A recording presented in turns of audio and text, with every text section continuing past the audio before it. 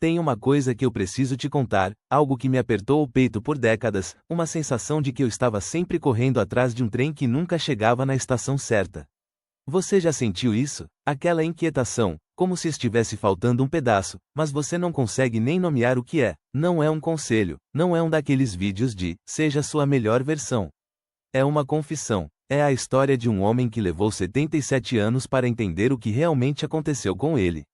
Talvez, ao ouvir, você se veja um pouco nessa história, e isso, por si só, já é um começo. Meu nome é William, eu tenho 77 anos. E posso te dizer, com a certeza de quem viveu cada um desses anos, que a gente passa muito tempo buscando lá fora o que só se encontra aqui dentro.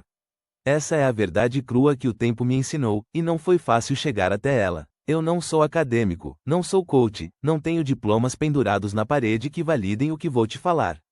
Eu sou apenas um sobrevivente. Um homem que passou a maior parte da vida perseguindo sombras, achando que o próximo carro, a próxima promoção, o próximo elogio preencheriam um vazio que parecia não ter fundo. Nós todos fazemos isso, não é? Desde cedo, aprendemos que o valor está naquilo que podemos mostrar, naquilo que podemos conquistar. E então, nos vemos aos 35, 40, 50 anos, com a casa, o carro, a família, o cargo, e ainda assim, tem um peso no peito, uma sensação de que algo fundamental está faltando. Uma dor que não tem nome. Você se sente invisível, talvez? Como se o mundo só te enxergasse pelo que você faz, e não pelo que você é. Essa é a vergonha silenciosa que muitos de nós carregamos, a culpa por não estarmos felizes, mesmo tendo tudo aquilo que nos disseram que nos faria felizes. Eu sei bem como é, eu vivi isso. E a raiz de tudo, para mim, estava lá atrás, na minha infância. Meu pai, ele era um homem de poucas palavras, mas de muitas expectativas. Lembro-me dele na sala, lendo o jornal, o silêncio pesado preenchendo o espaço. Eu, um menino de uns 7 anos, construindo uma torre de blocos no chão, tentando chamar a atenção com o barulho, com a altura da torre. Ele nunca olhava, nunca um elogio, que legal, filho. A única vez que ele tirou os olhos do jornal foi para reclamar do barulho dos blocos caindo.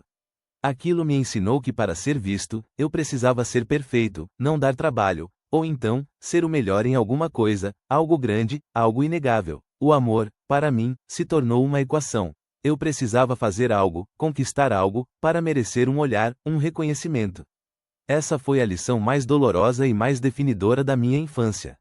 A sensação de que eu era um projeto, não uma pessoa. Aos 10 anos, eu ganhei um concurso de desenho na escola. Lembro-me de trazer o certificado para casa, todo orgulhoso. Meu pai pegou, leu, fez e colocou em cima da geladeira. Nem um sorriso, nem um abraço. A mensagem era clara. Fez o mínimo, siga em frente. E eu segui correndo atrás de diplomas, de cargos, de dinheiro. Aos 45 anos, eu era diretor de uma grande empresa. Tinha o escritório na cobertura, carro importado, casa na praia. Tudo o que eu achava que me faria sentir suficiente. Lembro-me de uma noite, estava sozinho no meu escritório, olhando para a cidade lá embaixo. A vista era espetacular, mas eu estava lá, com tudo que havia perseguido, e sentia um vazio tão grande que achei que fosse desabar. O ar faltava, o coração batia forte, não de emoção, mas de uma agonia silenciosa. Não havia alegria, não havia paz.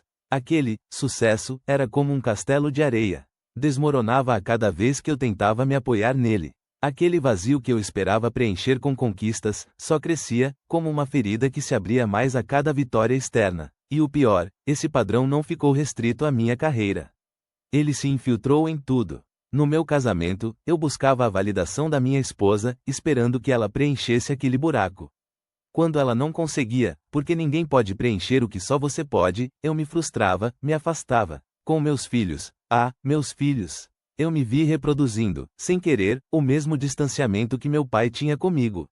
Eu exigia, eu criticava, eu esperava que eles fossem melhores, para que eu me sentisse melhor. Aos 42 anos, me vi no espelho, gritando com meu filho de 10 anos por uma nota baixa, e a ficha caiu. Eu estava agindo exatamente como ele agia com a minha mãe, com a mesma frieza, a mesma exigência. Aquela cena, aquela imagem no espelho da minha própria raiva, do meu próprio vazio se projetando neles. Foi um despertar tardio, cheio de culpa e vergonha. A dor de perceber que eu estava machucando as pessoas que mais amava, repetindo um ciclo que eu tanto detestava. Tenho um amigo, o Carlos. Ele tem 65 anos, e ainda está naquela corrida.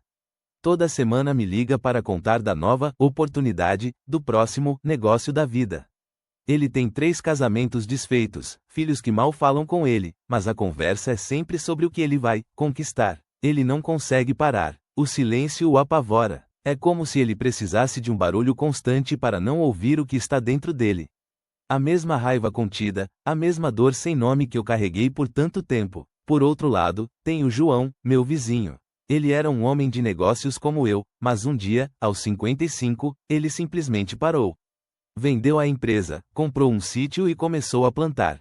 Hoje, ele passa as tardes no jardim, conversando com as plantas, com os netos. Ele não tem a mesma fortuna de antes, mas tem uma paz que eu nunca vi em ninguém. O João me ensinou que liberdade não é ter o poder de comprar o que quiser.